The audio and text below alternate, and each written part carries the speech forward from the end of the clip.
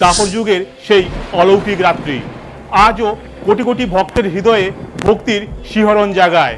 আজ আমরা ফিরে যাব সেই দিনে, যেদিন মথুরার অন্ধকার কারাগার আলোকিত হয়েছিল ভগবান বিষ্ণুর অষ্টম অবতার শ্রীকৃষ্ণের আবির্ভাবে, যিনি যুগে যুগে ধর্মের পুনঃপ্রতিষ্ঠা করেছেন। আজ আমরা স্মরণ করব তার জন্মের সেই পবিত্র ক্ষণ, জন্মাষ্টমী। নমস্কার, আমি খোকন।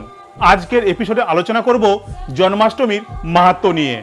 আশা করি ভিডিওটা আপনাদের ভালো লাগবে। চলুন তবে আর দেরি কেন, শুরু থেকে শুরু করা যাক।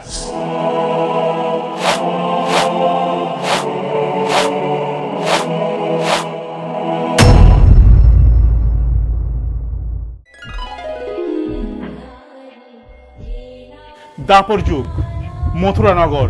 দুষ্ট রাজা কংস তার বোন দেবকীকে কারাগারে বন্দী করে রেখেছেন। দেবকীর অষ্টম সন্তান তাকে বিনাশ করবে, এই ভবিষ্যৎবাণী শুনে কংস হয়ে উঠেছিলেন নিষ্ঠুর ও নির্দয়। দেবকীর একের পর এক সন্তান জন্ম নিল এবং কংস তাদের নির্মমভাবে হত্যা করলেন।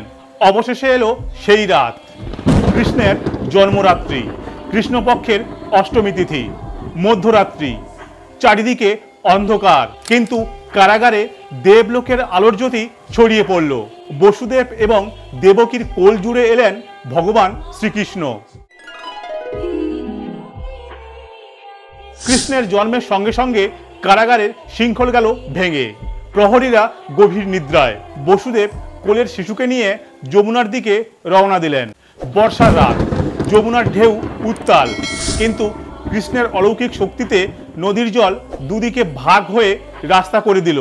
গোকুলে নন্দ ও যশোদার ঘরে রেখে এলেন কৃষ্ণকে, আর নন্দের কন্যা মহামায়াকে নিয়ে কারাগারে ফিরলেন বসুদেব। পরদিন সকালে কংস শিশু কন্যাটিকে আছাড় মারতে গেলে শিশুকন্যাটি মহামায়ার রূপ নিলেন ও আকাশে ভাসতে ভাসতে ঘোষণা করলেন, হে কংস, তোমারে বধিবে যে গোকুলে বাড়ি শেষে।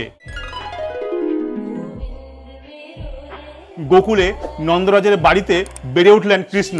বংশীর সুরে গোপিনীদের মন জয় করেন, মাখন চুরি করেন আর দুষ্টদের শাস্তি প্রদান করেন। তিনি শুধু লীলাময় ছিলেন না, ছিলেন ধর্মের রক্ষক, অন্যায়ের বিরুদ্ধে সংগ্রামী।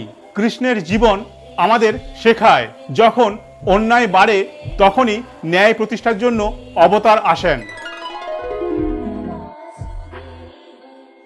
জন্মাষ্টমীর দিন মন্দিরগুলো আলোয় সজ্জিত হয়। ভক্তরা উপবাস করেন, ভজন কীর্তন করেন সারা রাত। মধ্যরাত্রিতে শঙ্খধ্বনি, ঘণ্টার ধ্বনি ও হরে কৃষ্ণ মহামন্ত্রে মুখরিত হয় আকাশ বাতাস। শ্রীকৃষ্ণের জন্মাষ্টমী কেবল উৎসব নয়, এটি প্রেম, ভক্তি ও ন্যায়ের জাগরণের দিন।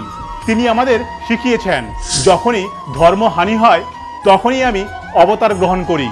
আসুন আমরা কৃষ্ণের বাণী মনে রাখি, ন্যায়ের পথে চলি আর ভক্তি ভরে বলি, জয় শ্রীকৃষ্ণ।